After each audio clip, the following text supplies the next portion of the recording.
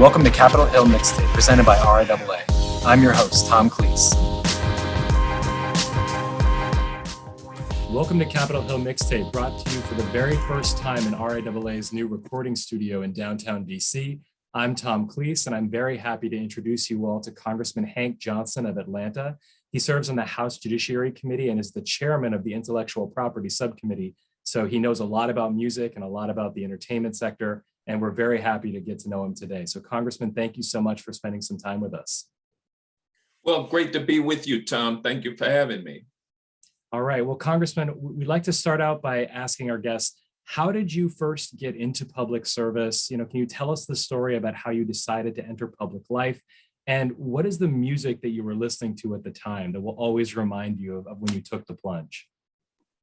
Well, yeah, I decided when I was about 10 years old that I was going to be a member of the United States House of Representatives.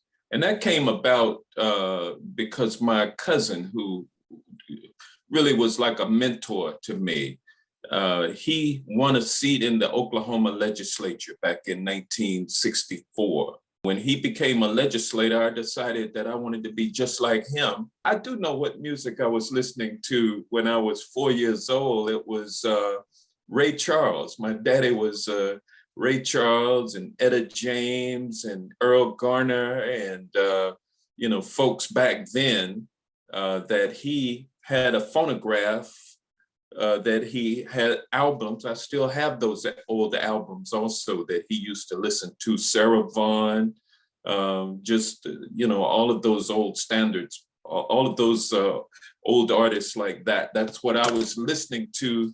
When you made the decision to go to Georgia from your, growing up in Washington, D.C., and how you sort of entered politics there, can you tell us about that, like your origin of the path that got you eventually into Congress?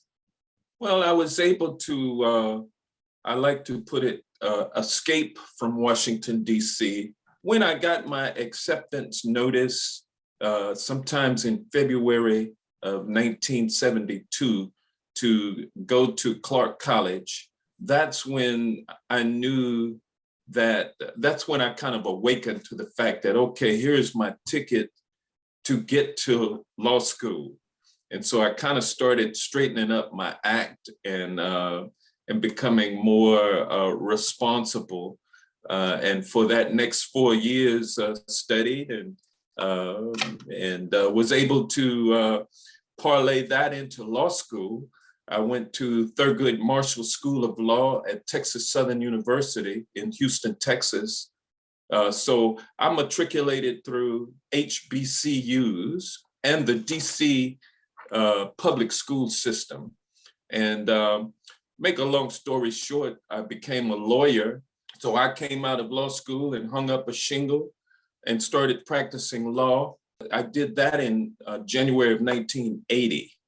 And in 1984, I had my first run for political office. It was for the District 56 seat in the Georgia legislature, the Georgia House of Representatives. It was not until the year 2000 that I next offered myself for political office. It was for the office of county commissioner in DeKalb County, Georgia. That race is when I emerged from being Henry C. Johnson Jr. to being Hank Johnson. The situation was that there were 4 Johnsons of the 7 contestants in that race. And, a political operative who remains a friend to this day told me, man, why don't you just drop that Henry and just go with Hank? Drop Johnson, drop Henry, just go with Hank. And so I said, man, that's a great idea. And so all of my yard signs just had Hank on them. I won the seat as a commissioner. And after 5 years, after I got reelected once, it's a 4-year term, that 5th year, I decided that it was time for me to go ahead and run for Congress. And so I quit the commission and ran for Congress. And the rest is history. I won, and it's been 15 years. I'm going into my 16th year. You mentioned, changing from being referred to as Henry Johnson to Hank. What was it like, going and talking to all of your friends and saying like, "Oh, I'm going to be Hank now. That's how we're going to refer to me for the campaign." Well, it took people a while before they started referring to me as Hank. I still have people calling me Calvin, which is my middle name. That's what my family called me at home as I was being raised. But for some strange reason, when my mother took me to be registered for kindergarten, they asked her my name and she said Henry. And I looked at my mama, was wondering, I should never been known as Henry before. So that's how I became Henry at school. So I've got people calling me Calvin. My old dear friends and relatives call me Calvin. Folks who I met in school and thereafter, until I became Hank, called me Henry. And now everybody I've met after running for Congress calls me Hank. And Hank has kind of now bled over to even those who knew me as Calvin and Henry. They have grudgingly moved to call me Hank now. So I'm officially Hank, I guess. Officially Hank. Well, Yeah. Thank you. That's very interesting. So, you've been through several campaigns now. Have you ever had a campaign song or something that has helped to get you ready for the hard, real work of campaigning? Well, yeah, I think when I ran for Congress, that song "Crazy" by Gnarls Barkley was in rotation on the radio. And a lot of folks thought I was crazy for giving up my seat on the commission and running for Congress against a popular incumbent. Everybody said that it could not be done. It's crazy. And so "Crazy" is a song that comes to my mind, and it was a motivating song for me. I've always kind of been someone who did things that you weren't supposed to do. Well, speaking of that, during your time in Congress, Washington has changed a lot. You've been there for some incredibly important historical moments, especially over the last 5-10 years. In those times before the decisive votes or the decisive debates in the House floor, do you have a pump-up song right now that is helping you get through all the craziness? Without a doubt, it's Tom Petty, "I Won't Back Down." It's a great inspirational song for the underdog, for the one struggling to rise to the top, a fight song, a song of you just find it within yourself to continue. And I believe that that's where we are in this country with the party that I belong to, the Democrats, and me as a Democrat, amidst all of the other Democrats, and bringing to the forefront my ideals, my ideas, my values, and trying to get things done.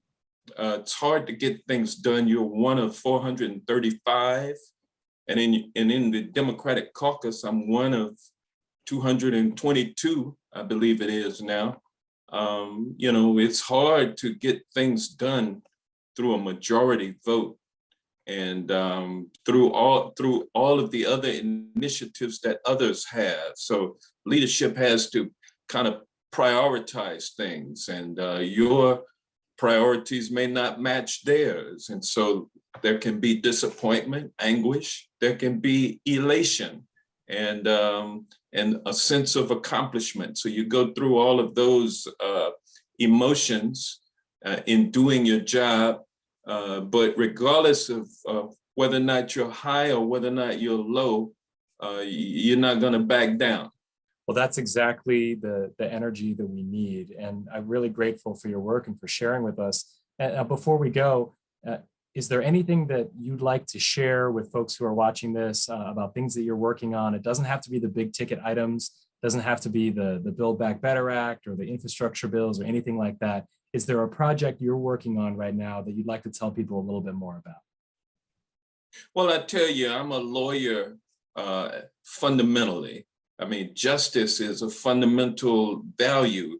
And so protecting justice for me means to make sure that we keep the courts open, that the courts be fair, honest, and impartial.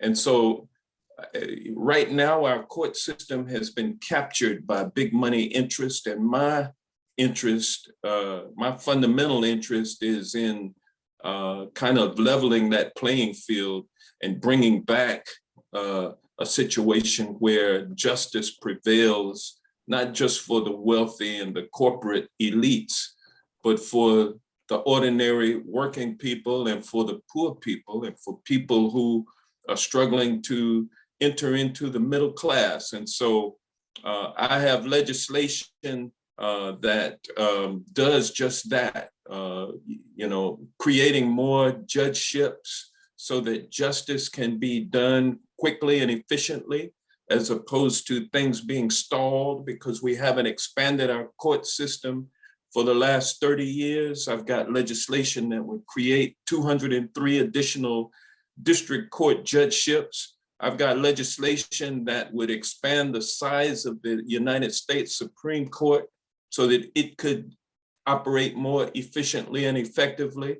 I've got legislation that would impose upon the US Supreme Court the requirement to subject itself to a code of conduct. Right now, justices of the Supreme Court of the United States are not subject to a code of conduct. That needs to change. They need to be subjected to the same standards as lower court federal judges and all state court judges.